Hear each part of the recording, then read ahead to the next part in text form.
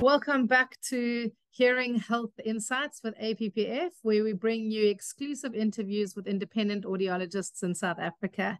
Our goal is to help the public understand more about hearing health and the professionals who play a crucial role in it.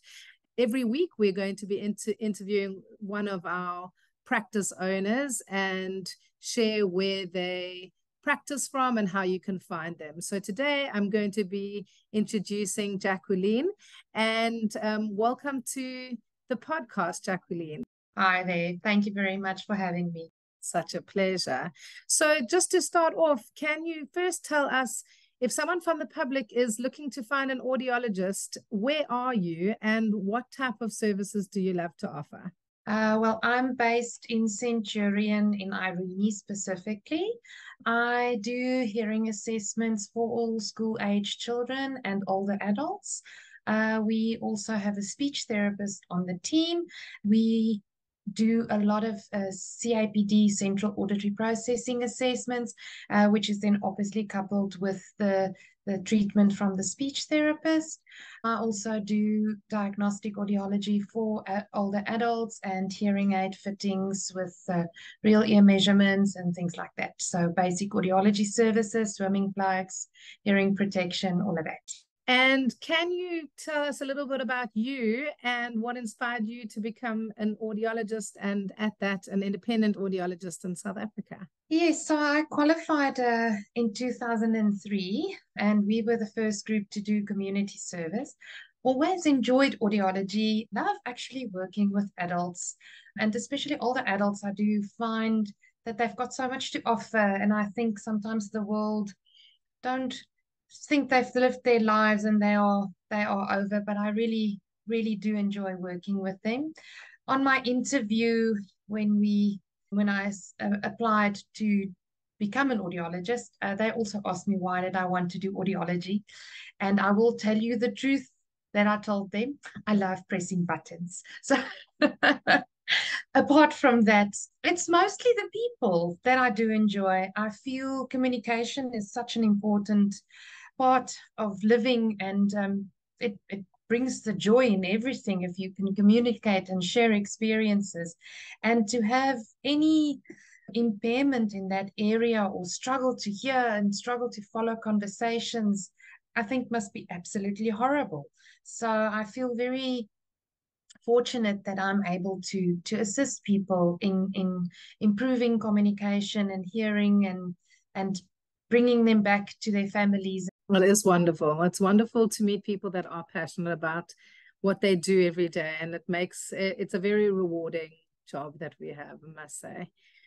Can you tell me a little bit about your practice and how it offers a more tailor-made, personalized experience for the person that wants to come and see you? Yes, so like I mentioned, we are situated in Centurion.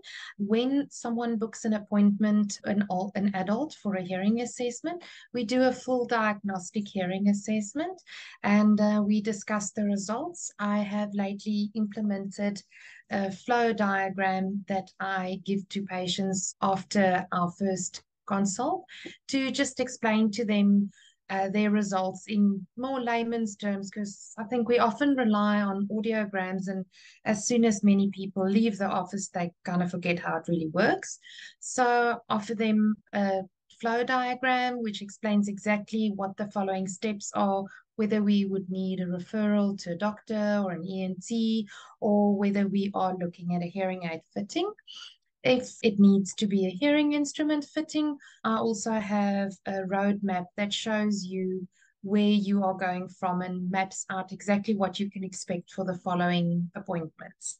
For the children with central auditory processing issues and or just school-age hearing assessments, I also provide the flow diagram to show what my recommendations are. We work quite closely with a doctor in the area who sees lots of children for ADD and ADHD.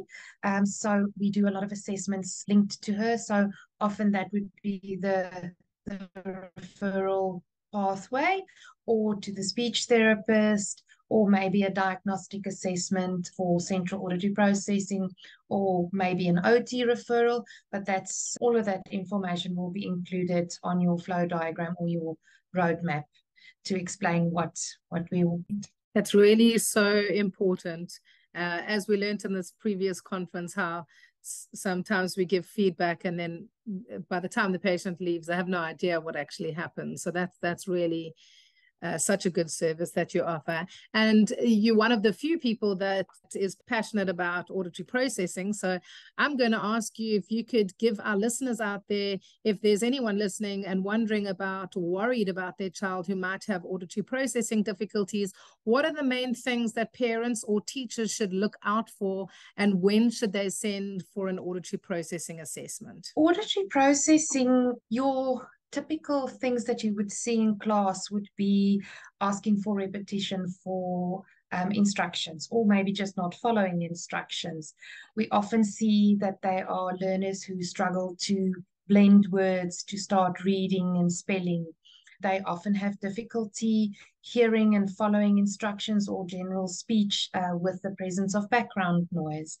They might seem as inattentive children, and that's why it's so important to work with a team process, because I always explain to my parents whether a child has ADD or ADHD, whether they've got a hearing loss, whether they are anxious, or whether they have central auditory processing disorders. If you see them in class, they actually all look exactly the same. And it's quite important to follow a team approach to sort of navigate and see where we need support for those children. So we, at our practice, we will see a child for a hearing assessment, because obviously we need to make sure that the hardware of hearing is working first, and then we will do the software of hearing. That's how I like to explain it to people, which is then the central auditory processing. And then the next step would be to look at the skills that one requires for spelling and reading, because those are often the largest complaints that we receive from parents, that my child is struggling to read or spell, and those skills that they need to learn are the skills that the speech therapist will assess and then treat. And then we work together on designing a therapy plan.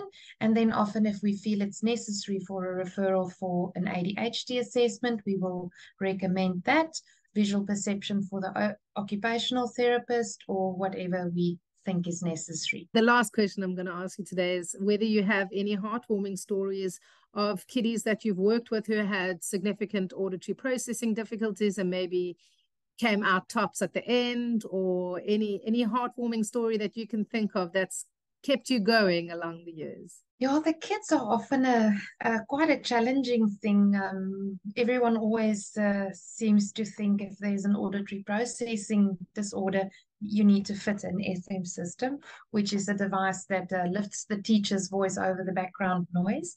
That is sometimes indicated, but in most situations, not really. Most situations, it's often just a little bit of intervention from the speech therapist, just as with those learning skills. And we've had quite a few children that was really struggling, and we assisted with some therapy and then also maybe management in ADHD or ADD. And they actually did really, really well. They went on to perform very well academically at school, and successful young people out there. I have a young lady. I don't see many children for hearing aid fittings, but I do have a young lady that has been seeing me since she was in, I think, about grade 7. She's in an English school, and she's actually, her home language is Afrikaans. She's always performed really, really well at school, but she's got a very severe high frequency hearing loss. And one thing I'll never forget is after a recent hearing aid fitting, she had one of those dry mags on, and she turned to her mom to ask her something, and she said, "Oh, that's my jacket. It's making a noise." And I mean, even though she did so well at school and she obviously performed really well, the little things like hearing your clothing making a noise, which most of the hearing people take for granted, was a very, very nice surprise for her. And it's heartwarming to see those things. So I really do love putting people back in contact with their environments and with their families. It really is truly inspiring, and it's lovely to get people back to where they should be, or back to where they remember they could be. So it's very, very inspirational. Thank you so much for your time today, Jacqueline. And we hope that the questions have provided valuable insights for the public and help you all understand the significance of hearing health, while also getting to know the dedicated audiologists in South Africa who are passionate about making a difference in people's lives.